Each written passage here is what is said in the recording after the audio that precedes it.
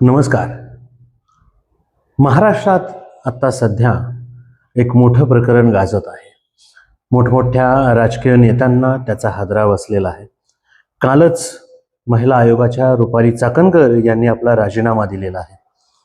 Captain Kharat याला महाराष्ट्राची Epstein file म्हटलं तर वावगं ठरणार नाही. नाशिकचा हा भोंदू अशोक खरात याने महिलांना योनी शुद्धीकरणाच्या नावाखाली जवळपास 200हून अधिक महिलांचं शोषण केलेलं आहे. हा स्वयंघोषित देवमाणूस अशोक खरात उर्फ कॅप्टन खरात सध्या पोलीस कस्टडीमध्ये आहे. पण त्याची गुन्ह्याची व्याप्ती पाहून पोलीस यंत्रणाही चक्रावून गेली आहे.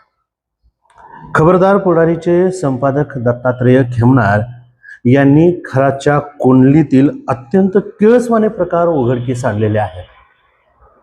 वारंवार होणाऱ्या आरोपामुळे प्रत्येक व्हिडिओमध्ये रुपाली चाकणकर ह्या होत्या. रुपाली चाकणकर यांच्या राजीनाम्याचीही मागणी होत होती. त्यांनी तो राजीनामा दिला आहे, परंतु त्याचबरोबर त्यांना अनेक खुलासेही करावे लागत आहेत की कॅप्टन अशोक जो भोंदू बाबा आहे त्याच्या संपर्कात त्या का होत्या, त्याच्याशी त्यांचं नातं काय. खरातने केवळ महिलांनाच नाही, ज्या पद्धतीने रुपाली चाकणकरांना गंडवलेलं आहे त्या पद्धतीने राज्यातील एका माजी मंत्र्यालाही जाळ्यात ओढलं आहे. शक्तिवर्धक गोळ्यांचे पाणी एका बाटलीत भरून तो मंत्र्यांना द्यायचा आणि त्याला उष्णोजल असं नाव द्यायचं. हे पाणी प्याल्याने प्रचंड ताकद येईल असे सांगून त्याने मंत्र्यांचीही फसवणूक केलेल्याची समोर आहे. जवळपास 20 कोटीची खंडणी आणि ब्लॅकमेलिंगचा प्रकारही या कॅप्टन अशोक म्हणजे अशोक खरातच्या माध्यमातून उघडकीस आलेला आहे.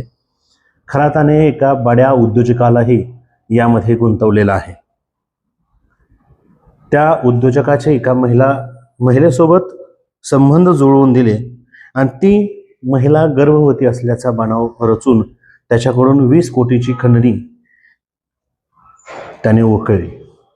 एवढंच नव्हे तर रत्नांच्या नावाखालीही त्याने अनेक जणांना, अनेक व्यापाऱ्यांना गंडवलेलं आहे. व्यवसायात भरभराट यावी यासाठी नानाविध प्रकारची रत्न तो त्या व्यापाऱ्यांना द्यायचा आणि हवी ती रक्कम त्याच्याकडून घ्यायचा. असा हा कारनामी पुरुष ज्याला कॅप्टन खरात म्हणतात, परंतु तो भोंदू बाबा आज पोलीस कस्टडीमध्ये आहे. रोज होणाऱ्या तपासामध्ये नवनवीन माहिती त्याच्या बाबतीत समोर येत आहे.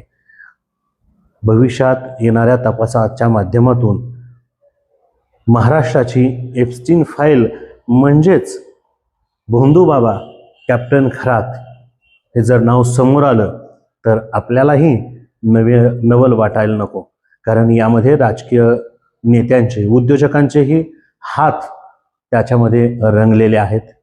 रुपाली चाकणकर हा एक मोहरा ठरल्या आहेत, ज्या बाजूल झाल्या आहेत, परंतु अनेक मंत्री, उद्योगपती याच्यामध्ये आहेत. येणाऱ्या कालामध्ये तपासात ते निष्पन्न होईल. तूर्त तरी महाराष्ट्राची ही एप्स्टीन फाईल गाजत आहे.